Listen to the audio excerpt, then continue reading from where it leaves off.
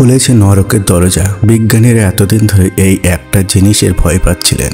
বলা হয়ে থাকে এই নরকের দরজা খোলার পর থেকে পৃথিবী ধীরে ধীরে ধ্বংস হতে থাকবে। বিজ্ঞানীরা এখনো এটিকে থামানোর চেষ্টা করে যাচ্ছে, কিন্তু এটা দিনের পর দিন বড় হয়ে যাচ্ছে। সব থেকে অদ্ভুত ব্যাপার হলো এত বড় একটা জিনিস এখনো ধামাচাপা দিয়ে রাখা হচ্ছে। তাহলে বিশাল মরুভূমির মাঝে এই নরকের দরজা খুললো কিভাবে? কবে নাগাদ এটি বন্ধ হবে? আর মানুষ কেন এটি কাছ থেকে দেখার পর রাতের বেলা আর ঘুমাতে পারে না?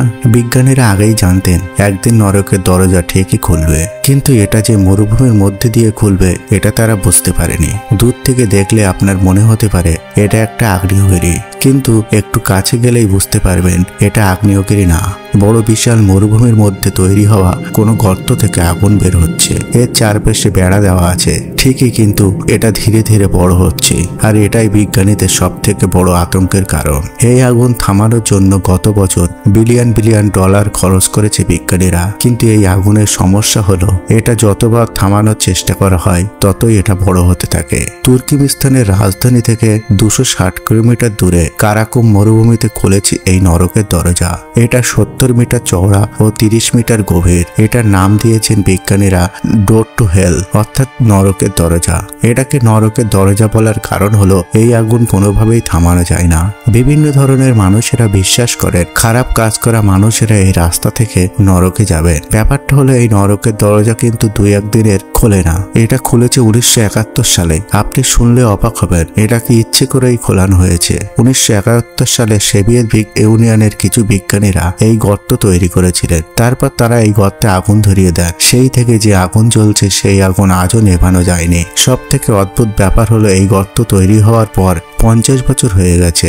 বিশ্বের অধিকাংশ মানুষরা এই ব্যাপারে কিছু জানে না, কেননা সে দেশের সরকার এ ব্যাপারে কাউকে কিছুতে জানতে দেয়নি। আপনি যদি এই গর্তের কাছে যান তাহলে কিছু অদ্ভুত শব্দ শুনতে পাবেন। যারা কাছ থেকে এই গর্ত দেখেছেন অনেকেই বলেছেন এটা শুধু আগুন না, এটা একটা অভিশাপ। এই গর্তের আশপাশে অনেক রাত কাটানোর চেষ্টা করেছে। রাত গভীর হলে তারা বেশ কিছু অদ্ভুত শব্দ শুনতে পায়। অনেকেই বলেন এই গর্তের ভেতরে তারা চিৎকারের আওয়াজ শুনতে পান, কিন্তু আগুনের ফোঁস-ফোঁস শব্দে সেই শব্দ হারিয়ে যায়। এই গর্তের ওপাশে কি আছে এটা জানার জন্য বিজ্ঞানীরা অনেক অনুসন্ধান করেছে, কিন্তু অদ্ভুত ব্যাপার হলো এই গর্তে সর্বক্ষণ আগুন জ্বলছে এবং আগুন জ্বললেও এর মধ্যে অনেক ছোট ছোট জীবন রয়েছে, কিন্তু বিজ্ঞানীরা আসলেই জানে না তারা এখানে ঠিক কিভাবে বেঁচে আছে।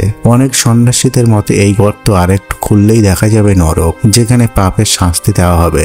স্থানীয়রা এই গর্তে পূজা করে থাকেন। বলা হয়ে থাকে আপনি যদি আপনার শত্রুকে এই নরকের দরজা দেখাতে পারেন তাহলে সে আর আপনার শত্রু হবে না। তাহলে এই আগুন জ্বলছে কিভাবে? উত্তরটা খুবই সহজ। 1971 সালে যারা এখানে খনন করতে এসেছিলেন তারা মূলত ভুল করে গ্যাসের খনিতে খনন করেছিলেন। তারা যখন বুঝতে পারলেন এখানে গ্যাস বের হচ্ছে তারা ভাবলেন এখানে আগুন জ্বালিয়ে দিলে সেই গ্যাস দ্রুত পুড়ে শেষ হয়ে যাবে, কিন্তু অদ্ভুত ব্যাপার হলো 50 বছরের বেশি হয়ে গেলেও সে আগুন আজও থামেনি। অবাক করার মতো ব্যাপার হলো বিশ্বের অনেক বড় বড় দেশ এই আগুন থামানোর চেষ্টা করেছে, কিন্তু কোনোভাবে এই আগুন থামানো যায়নি। তাই আজও যদি আপনি সেখানে যান এই আগুন দেখতে পাবেন। কিন্তু সমস্যার ব্যাপার হলো এই আগুন ধীরে ধীরে আশেপাশের মাটিও ধীরে ধীরে খসে পড়ছে। হয়তোবা একদিন দেখা যাবে কয়েক শত কিলোমিটার এলাকা এই নরকের দরজা বা এই নরকের ভেতর ধসে গিয়েছে, আর এখন হয়তো আমরা কোনোদিন এই আগুন আর থামাতে পারবো না। তুর্কমেনিস্তানের সরকার 2022 সালে এটাকে বন্ধ ঘোষণা করে,